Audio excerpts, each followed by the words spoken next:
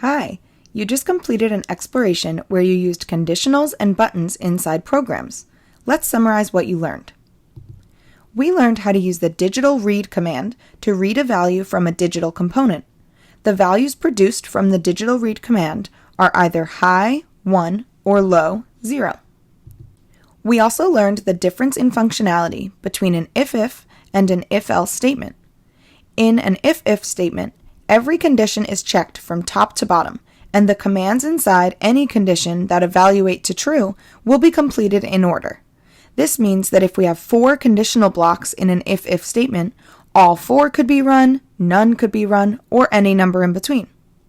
In an if-else statement, conditions are checked from top to bottom only until a condition is found to be true.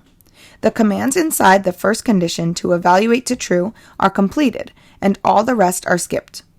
If none of the conditions are true, the commands inside the else block are completed.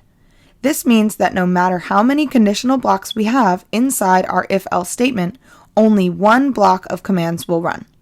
Now it's your turn to apply these concepts to complete some exercises.